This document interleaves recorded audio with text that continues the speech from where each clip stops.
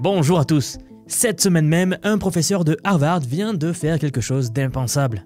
Après plus de 20 ans à enseigner les équations différentielles les plus corsées de son université, Michael Brenner a dû jeter son cours à la poubelle. Et non pas parce qu'il était mauvais, mais parce qu'en 2025, l'intelligence artificielle résout désormais les problèmes les plus difficiles de sa matière en quelques secondes. Oui, les mêmes exercices qui faisaient pleurer ses étudiants de doctorat il y a seulement 2 ans.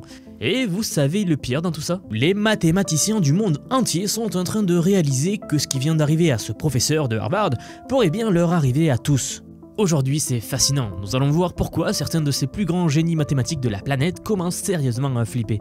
Au passage, si ce format vous aide, pensez à vous abonner et à vous inscrire à la newsletter. Je vous y envoie un résumé clair de l'actu de lundi à vendredi. Et pour les analyses en temps réel, rejoignez-moi sur x.com. En mai dernier, 30 des mathématiciens les plus brillants du monde se sont réunis secrètement à Berkeley. Pas pour une conférence normale, non, ils étaient là pour un combat, un duel, eux contre la machine. 30 esprits brillants contre une machine. Lors de cette réunion, leur mission était de créer des problèmes mathématiques tellement tordus, tellement complexes qu'aucune IA ne pourrait les résoudre. Ils ont donc passé le week-end entier à concocter leurs questions les plus diaboliques, celles qui normalement prendraient des semaines, voire des mois à un expert pour les résoudre. Et maintenant, devinez ce qu'il s'est passé. L'IA a commencé à cracher les solutions en quelques minutes. Ken Ono, l'un des mathématiciens présents lors de cette réunion, a eu cette phrase qui fait froid dans le dos. Il a dit que certains de ses collègues ont littéralement admis que ces modèles approchaient le génie mathématique. Pas juste bon ou compétent, mais du niveau génie. Et dans ce domaine-là, ce mot a vraiment du poids.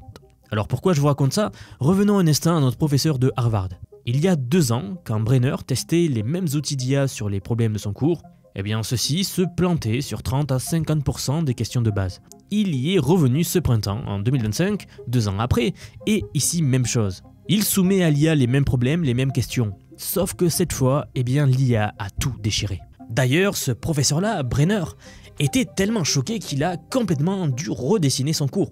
Il a tout simplement arrêté de donner des devoirs traditionnels à ses élèves. Il a dû repenser tout son système d'éducation. Maintenant, ces étudiants doivent créer leurs propres problèmes et essayer de piéger l'IA. C'est ça les problèmes aujourd'hui, vous vous rendez compte? On est passé de résoudre des maths à essayer de battre la machine en l'espace d'1 an et demi. Et pendant que les universités américaines tentent de s'adapter, Google DeepMind a lâché une autre bombe en octobre. Leur nouveau système, Gemini avec DeepSync, a obtenu une médaille d'or officielle aux Olympiades internationales de mathématiques. 5 problèmes sur 6 résolus parfaitement. 35 points. Alors ça, nous l'avons d'ailleurs analysé dans une vidéo précédente, il y a peu. L'année dernière, DeepMind avait besoin d'experts pour traduire les problèmes dans des langages formels spécialisés. Ça prenait 2 à 3 jours de calcul. Aujourd'hui, le système a tout fait en langage naturel, directement à partir des descriptions officielles des problèmes, en 4h30 seulement. Mais voici où ça devient vraiment intéressant. Le Pentagone américain, par l'intermédiaire de la DARPA, que vous connaissez tous, je suis sûr, a lancé en avril dernier un programme qui s'appelle ExpMath. Leur constat, c'est que les mathématiques sont bloquées dans le passé, toujours faites de la même manière depuis des siècles. Et ça les inquiète, parce que les maths sont la base de tout aujourd'hui. La cryptographie pour votre sécurité en ligne, la modélisation des marchés financiers, la conception d'avions, la médecine, etc. j'en passe. Donc, chaque percée mathématique peut débloquer des technologies entières. Mais aujourd'hui, ces percées prenaient des années, parfois des décennies. Alors la DARPA, le laboratoire de recherche le plus avancé de l'armée américaine, investit maintenant des millions pour accélérer tout ça avec des IA qu'ils appellent, je cite, des co-auteurs. La NSF a également créé un nouvel institut à Carnegie Mellon en août. Le MIT distribue des subventions maintenant, justement pour accélérer les découvertes d'IA en maths. Donc tout ça pour vous dire que des centaines de millions de dollars pleuvent dans ce domaine. Je vais être cash, tout le monde sent que quelque chose de massif, de grand est en train de se passer. Alors évidemment, les mathématiciens ont des réactions, disons, plutôt variées. Terence Tao, vous connaissez sans doute, peut-être, ne serait-ce que de nom, c'est la médaille Fields 2006 et un des meilleurs mathématiciens vivants. Eh bien, il nous prédit qu'en 2 ans, l'IA sera un copilote standard pour les chercheurs. Il imagine des milliers de théorèmes prouvés simultanément par des esprits mécanisés. Et d'autres sont plus, disons, en mode déni constructif. Les forums comme Math Overflow ou Stack Overflow, par exemple, ont carrément interdit ou découragé les réponses générées par IA. Leur argument, c'est que les modèles actuels ne comprennent pas vraiment ce qu'est un argument logique. Sauf que, et c'est là le truc, les maths suivent des patterns extrêmement clairs. Si vous y réfléchissez, les mathématiques en tant que langage sont probablement ce qu'il y a de plus non ambigu au monde, juste après le code informatique. Et les preuves mathématiques suivent des règles extrêmement précises. Donc les LLM peuvent apprendre ces règles-là. Bon, maintenant laissez-moi vous parler d'un truc qui vient de se passer et qui montre vraiment l'ampleur du changement en cours, en ce moment même. Des chercheurs du Caltech ont travaillé sur la conjecture d'Andrew Curtis, qui est un problème mathématique vieux de 60 ans. Peut-être que vous ne connaissez pas, mais c'est très important. Alors pour simplifier, imaginez que vous ayez une équation, ou plutôt une sorte de casse-tête mathématique, tellement abstrait que même les plus grands cerveaux n'ont jamais réussi à le résoudre. Pour votre info, ce casse-tête-là parle de manipuler des nœuds mathématiques, un peu comme si vous essayiez de défaire un nœud ultra complexe sans savoir si c'est possible ou pas. Et avant de continuer, je vous le dis clairement, réussir à résoudre ça, à faire ça, ça ne sert pas juste à résoudre des problèmes purement théoriques ou de pensée. Ça ouvre des portes à des applications très concrètes. Par exemple, simplifier les structures moléculaires en chimie pour concevoir de nouveaux médicaments, ou alors optimiser la topologie des réseaux neuronaux dans l'IA elle-même, ce qui permettrait de les rendre tellement plus intelligents. Ou même résoudre des problèmes de physique quantique, où les équations actuelles ressemblent souvent à des nœuds logiques impossibles à défaire. Pour essayer de résoudre ce problème-là, les chercheurs ont proposé pendant des décennies des cas particuliers, appelés les contre-exemples, en espérant prouver que la conjecture était fausse. Mais personne n'avait réussi à trancher. Est-ce que ces nœuds peuvent vraiment être défaits ou pas ? Eh bien, en 2025, une IA du Caltech, entraînée avec l'apprentissage par renforcement, a réussi à résoudre des familles entières de ces contre-exemples. En clair, l'IA, elle a exploré des millions de chemins possibles, testé des séquences logiques inimaginables pour un humain, pour nous, et elle a trouvé la solution là où personne n'en avait jamais vu. C'est là la grande force de l'IA, c'est de pouvoir explorer tous ces chemins presque en même temps, ou du moins de notre point de vue instantanément. Et ça, c'est une percée énorme. Parce que ça montre que l'intelligence artificielle ne se contente plus d'apprendre à parler ou à créer des images.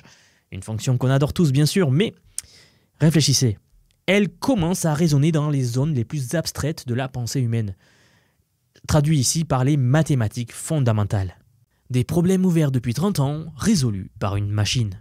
Messieurs, dames, ça se produit en ce moment même. Alors certes, ils n'en parlent pas à la télé ou dans les médias traditionnels, mais des IA sont aujourd'hui en train de résoudre des problèmes mathématiques à la place de personnes. Alors voilà, je ne comprends pas trop pourquoi les gens n'en parlent pas autant, et ce qui est fou, c'est que cette même technologie pourrait un jour prédire des événements rares mais catastrophiques, comme les ouragans, les crashs financiers, les épidémies. Tout ça, ça suit des modèles mathématiques très clairs. Même si pour nous aujourd'hui, les mathématiques qu'ils suivent sont trop complexes à comprendre. Alors maintenant, revenons rapidement à cette fameuse réunion secrète de Berkeley dont je vous parlais dans l'introduction. Yang Dewey, un mathématicien du London Institute, a dit quelque chose de révélateur après avoir vu l'IA en action. Il a comparé ça à ce que ferait un très bon étudiant de doctorat et même plus encore. Mais voilà le problème qu'il a soulevé. Pour lui, l'IA maîtrise ce qu'il appelle, je cite, la preuve par intimidation. Alors, pour lui, elle dit tout avec tellement d'autorité, tellement de confiance que les gens ont peur de la contredire. Il existait la preuve par induction, la preuve par contradiction et maintenant la preuve par intimidation. Assez original. Je pense pas qu'ils apprennent ça dans les cours de maths à l'université de nos jours. Bref, mais vers la fin de cette réunion, les discussions ont commencé à prendre un tournant existentiel. Ils ont parlé du niveau 5 hypothétique. Les questions que même les meilleurs mathématiciens du monde ne peuvent pas résoudre aujourd'hui. Si l'IA atteint ce niveau, le rôle des mathématiciens va radicalement changer. On passerait à un modèle où les humains posent les questions et interagissent avec des robots de raisonnement pour découvrir des nouvelles vérités mathématiques. Un peu comme un professeur qui supervise des doctorants. Ken Ono a dit qu'il répète à ses collègues que c'est une grave erreur de penser que l'intelligence artificielle généralisée n'arrivera jamais, que c'est qu'un simple ordinateur, qu'il ne faut pas s'en méfier. Andrew Granville, lui, un autre mathématicien à l'université de Montréal, a expliqué pourquoi tout ça est si difficile à accepter pour ses pairs, donc le monde des chercheurs en mathématiques en général. Il a dit, et attendez de bien saisir l'ampleur de la tragédie, je cite, « On deviendrait plus comme des physiciens ». Fin de citation. Oh mon Dieu, c'est la hantise des mathématiciens. Et ici, rapidement, pour comprendre, il faut savoir qu'il existe une rivalité ancestrale entre les mathématiciens d'un côté et les physiciens de l'autre. Les mathématiciens se voient comme les gardiens, en quelque sorte, de la vérité pure, éternelle, prouvée. De l'autre côté, les physiciens, eux, ils font des expériences, des approximations, du travail empirique. Et quand je dis travail empirique, ce n'est pas péjoratif du tout, au contraire c'est très important pour faire avancer la science. Mais dans tous les cas, si vous voulez mon avis, cette guéguerre est tellement bête. Alors pour que vous compreniez bien, je vais vous raconter une anecdote. Quand je faisais mes études, je commençais à voir cela entre les professeurs, entre eux, qui se prenaient parfois la tête ou qui se parlaient mal, entre collègues, vous voyez, mathématiciens vs physiciens. Et ensuite, quand je suis arrivé donc dans un vrai laboratoire après mes études, là c'était encore pire. Sauf qu'en réalité, l'un ne va pas sans l'autre, les deux sont complémentaires. Oui, les découvertes en maths permettent de faire des avancées en physique, mais les découvertes en physique permettent aussi de faire des avancées en maths. L'exemple le plus criant, c'est que sans la relativité d'Einstein, eh bien les mathématiques modernes n'auraient jamais vu le jour. Bon, je m'emporte car c'est un domaine qui me passionne, certes, mais ça, ce sera le sujet d'une autre vidéo sans doute. Revenons juste à cette réunion rapidement. Justement, un autre mathématicien nommé Granville dit que si l'IA prenait le dessus dans le monde actuel, eh bien les mathématiciens devraient passer au crible les résultats plutôt que d'en trouver. Ça transformerait les maths en discipline empirique. Vous voyez le lien ? Mais regardons les choses en face. Cette transformation est déjà en cours. Des universités changent leurs programmes, des agences gouvernementales investissent des centaines de millions. En juillet de cette année, un article a révélé que Google DeepMind a découvert de meilleurs résultats que tout ce que les humains avaient trouvé pour plus de 50 problèmes mathématiques non résolus. 50 en quelques mois. Timothy Gowers, une autre médaille Fields, imagine les mathématiques devenir beaucoup plus expérimentales. Et on en revient à la discussion que nous venons d'avoir. Quoi qu'il en soit, pendant que tout ça se passe, il y a un problème dont personne ne parle. La pollution académique. Je veux vraiment qu'on s'y arrête car c'est un problème qui commence à vraiment polluer donc le monde des mathématiques mais pas que, surtout le monde scientifique en général. Récemment, des articles de recherche de mathématiques générés par IA commencent à envahir Archive. C'est le genre de choses qui fait sourire jusqu'à qu'en fait on réalise que des milliers de ces articles-là pourraient contaminer la littérature scientifique en ce moment même. Maintenant, voici ce que personne ne vous dit clairement. Les mathématiques en tant que discipline ne vont probablement pas disparaître complètement, bien sûr, parce que d'un côté, les humains aiment ça. Mais ce qui va disparaître, c'est le modèle actuel de travail mathématique. La plupart des mathématiciens vont probablement bientôt externaliser la majorité de leur travail technique à des IA, puis passer au crible les résultats. Ils deviendront plus des sortes de superviseurs, des vérificateurs, des poseurs de questions. Michael Douglas, un grand chercheur senior à Harvard, le dit. Pour lui, l'IA peut traiter des ensembles de données trop vastes pour que les humains puissent les explorer ou même les comprendre, mais c'est ce qui permet de trouver des patterns que personne n'avait imaginés. On a déjà eu l'occasion de parler de ce concept-là dans une vidéo précédente et je le pense également. D'ailleurs, en 2021, des chercheurs de DeepMind ont découvert également que le comportement des courbes elliptiques ressemblait à des murmures d'oiseaux. Vous savez, ce sont ces mouvements tourbillonnants de nuées. C'est assez fou car aucun mathématicien n'avait pensé à chercher ça avant et je vois pas comment un mathématicien aurait pensé à faire cela d'ailleurs. Alors où est-ce que tout cela nous mène? Voilà la vraie question. Les mathématiques ont toujours été considérées comme le domaine de l'intellect pur, de la pensée abstraite ultime. Si l'IA peut dominer ça, qu'est-ce qui reste vraiment aux humains? Aksai Venkatesh, médaille Fields 2018, a écrit que la mécanisation de nos processus cognitifs, donc notre fusion avec l'IA en quelque sorte, va altérer notre compréhension de ce que sont les mathématiques elles-mêmes. Nous parlons vraiment d'une redéfinition fondamentale de ce qu'est la chose. Et c'est justement là où vous devez vous poser la question, dans un monde où l'intelligence artificielle révolutionne même les domaines les plus abstraits et intellectuels, où est votre place, où est notre place? Vous savez, les mathématiques étaient censées être la citadelle imprenable de l'intellect humain. Alors si cette citadelle tombe, aucun domaine n'est à l'abri. Marketing, design, finance, droit, médecine, ingénierie, etc. Tout va être transformé. Regardez ce qui se passe actuellement. La DARPA investit des millions. La NSF crée des instituts. Harvard est obligé de refondre tous ses programmes. Et Google, OpenAI, Anthropic, ils se font tous la course. Ce n'est pas une mode passagère, c'est une transformation structurelle de notre monde. La vraie question, pour vous, elle est assez simple au final. Comprenez-vous suffisamment l'IA pour naviguer dans ce nouveau monde? Savez-vous comment ces systèmes fonctionnent? Pouvez-vous les utiliser efficacement ou allez-vous les laisser derrière pendant que ceux qui maîtrisent ces outils prennent l'avance? Parce que voici la vérité brutale. Dans 2 ans, peut-être moins, ne pas comprendre l'IA sera comme ne pas savoir utiliser d'ordinateur dans les années 90. Ça vous rendra obsolète. Pas dans un domaine spécifique, dans presque tous les domaines. Vous savez, les entreprises qui embauchent aujourd'hui cherchent des gens qui savent faire leur métier, mais amplifiés par l'IA. Des gens qui comprennent comment déléguer intelligemment, comment vérifier les outputs, comment poser les bonnes questions à ces systèmes. Si vous regardez cette révolution mathématique et que vous vous dites que vous devez comprendre comment l'IA fonctionne vraiment, comment est-ce qu'elle raisonne, comment l'utiliser pour amplifier vos propres capacités plutôt que de vous remplacer, alors sachez que j'ai quelque chose pour vous.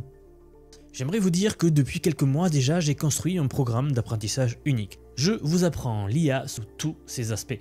C'est un parcours pensé pour vous transmettre tout ce que je sais. Alors non seulement sur les modèles comme ChatGPT, Gemini de Google, Grok que l'on vient de voir, mais bien d'autres. Je vous montre surtout en fait la manière de les intégrer concrètement dans votre vie, dans votre travail, dans vos projets. Et ce, que vous soyez salarié, indépendant, entrepreneur ou même à la retraite, nous avons beaucoup de retraités dans la communauté. J'ai récemment sorti la plus grosse mise à jour à ce jour de la formation. Ça fait un petit moment que j'en parlais, mais ça y est, elle est là, elle est en ligne. Donc un module entièrement dédié à l'automatisation par IA. Autrement dit, la création des agents IA, des espèces de salariés virtuels qui vont travailler pour vous et tout faire pour vous.